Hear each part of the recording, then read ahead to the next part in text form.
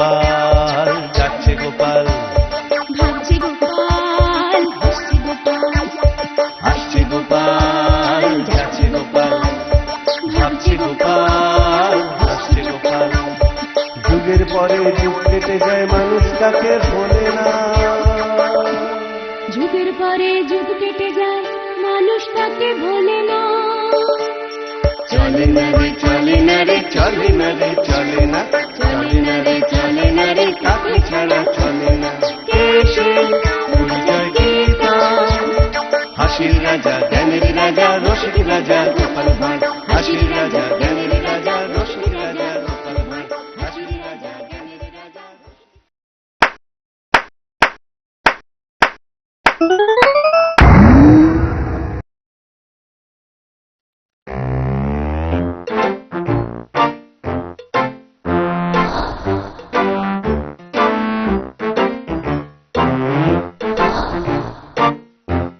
মন্ত্রী, কদিন ধরে আমি একটা কথা ভাবছি।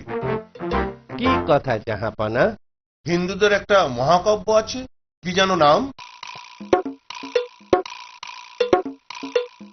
জাহাপনা, আপনি কি মহাভারতের কথা বলতে চাইছেন? হ্যাঁ হ্যাঁ হ্যাঁ, ওই মহাভারত। আমার যে একটা নবাবী মহাভারত চাই। সে কি করে সম্ভব? কিচ্ছু শুনতে চাই না, আমার চাই।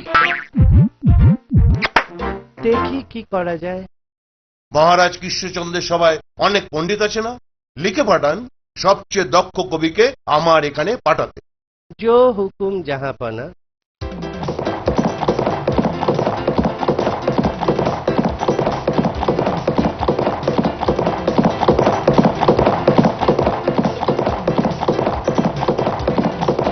মহারাজ, নবাবের চিঠি এসেছে।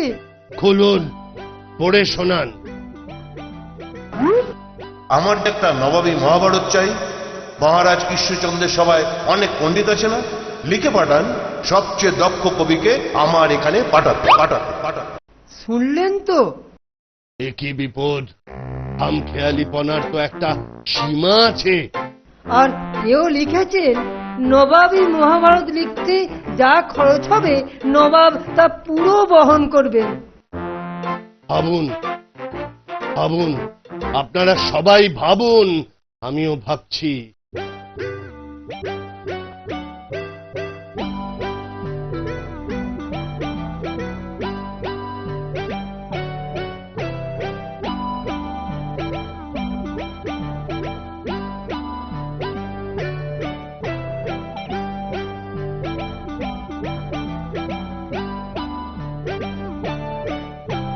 সভাকবি, সভাপণ্ডিত, উপায় একটা বার করুন। কিছুই বুঝতে পারছি না, নবাবের নামে কি করে মহাভারত হতে পারে। সভাসদগণ, কিছু উপায় হলো?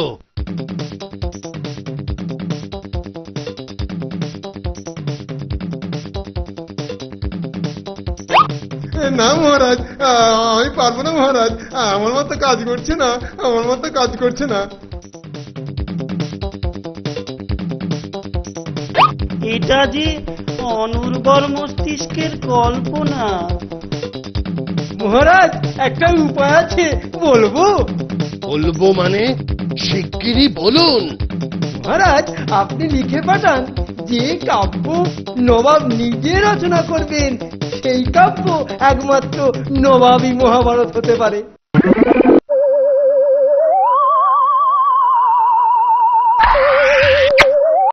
কি বললে? কিছু না মহারাজ, আমি বলছিলাম গোপাল এসেছে, আপনার প্রিয় গোপাল।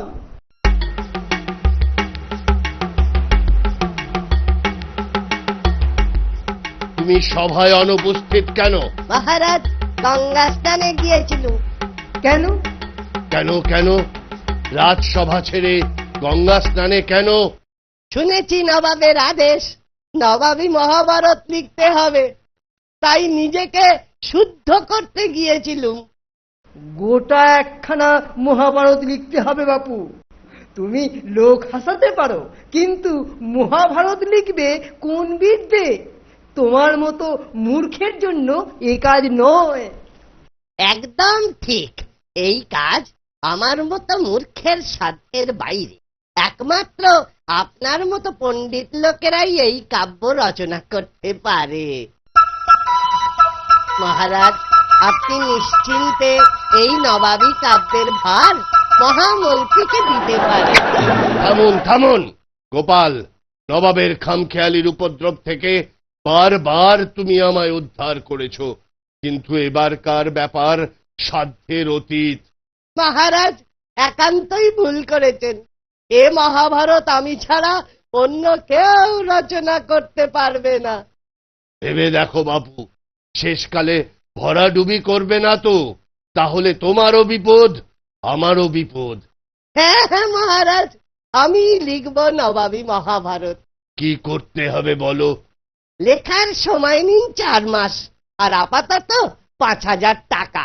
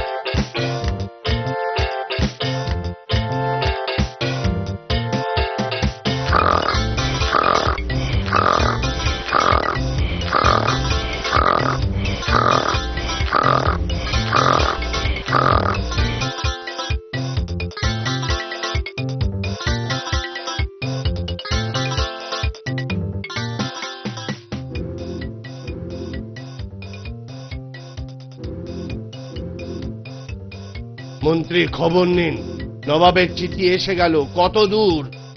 আমি হাজির মহারাজ।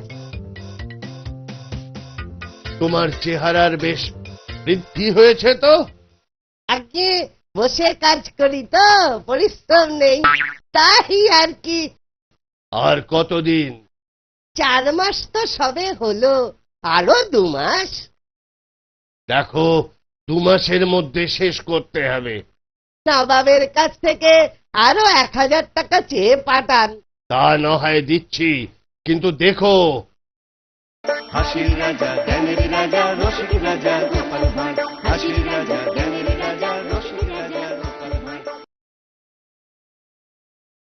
হাসির রাজা, জ্ঞানের রাজা, রসিক রাজা, গোপাল ভাঁড়। হাসির রাজা, জ্ঞানের রাজা, রসিক রাজা, গোপাল ভাঁড়।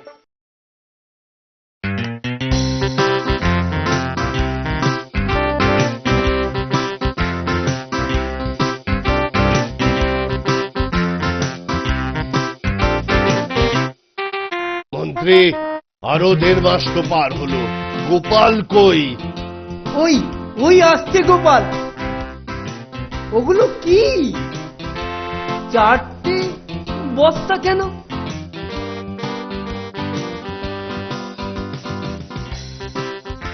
চারটে বস্তার মধ্যে আছে নবাবী মহাভারত।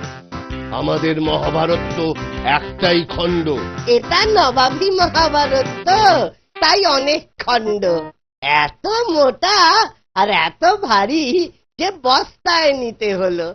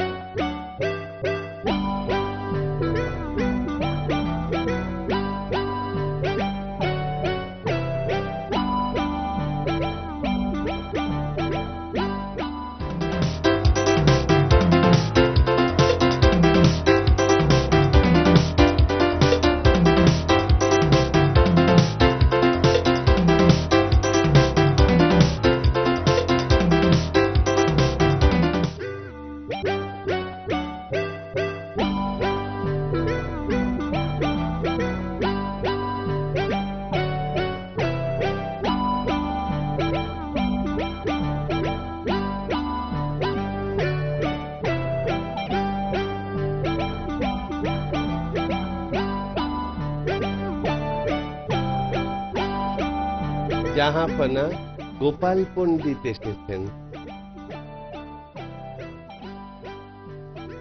আমার মহাভারত শেষ? মাফ করবেন হুজুর, শেষ, তবে একটু বাকি। একটু বাকি? কেন? সেটুকু শেষ করতে আপনাকে কিছু জিজ্ঞেস করতে হবে। কি জিজ্ঞেস করবে? কিসের প্রশ্ন? প্রশ্নটা আপনার খুব নিজস্ব, উত্তর পেলেই লিখে দেব। ব্যাস, লেখাও শেষ, নবাবী মহাভারতও শেষ। ঠিক আছে ঠিক আছে, বলো কি তোমার প্রশ্ন? হুজুর, আমাদের মহাভারতে আছে যে দ্রৌপদীর পঞ্চস্বামী ছিল। তাতে কি হলো? বলছি পঞ্চস্বামী অর্থাৎ 5 খসম। আপনার বেগমের কটি খসম, সেটাই জিজ্ঞাসা। শুধু কয়টি নয়, নামও চাই, লিখতে হবে তো। তবা তবা, বলুন বলুন, শিগগির বলুন। আহমক, দূর হ। এই নিন নবাবী মহাভারত মহারাজ। নবাব বলেছেন ফেলে দিতে, ছিঁড়ে ফেলতে, কেন বললেন? শুনুন তাহলে, আমি বললুম মহাভারতে তো আছে দ্রৌপদীর 5 স্বামী, তাহলে বলুন আপনার বেগমের কটি স্বামী অর্থাৎ কটি খসম? তুমি এ কথা জিজ্ঞেস করতে পারলে? আমাকে তো লিখতে হবে, ব্যাস। নবাব রেগে আগুন, বললেন চাই না, ফেলে দাও, ছিঁড়ে ফেলো, দূর হও। হা, হা, হা। তারপর তারপর দূর এলুম, সঙ্গে নিয়ে এলুম 2000 টাকা পুরস্কার। মহামন্ত্রী, গোপালকে আরো 2000 টাকার পুরস্কারের ব্যবস্থা করুন। বলেছিলুম লিখতে, বুদ্ধি থাকলে বাজে কাগজেই হয়ে যায় নবাবী মহাভারত।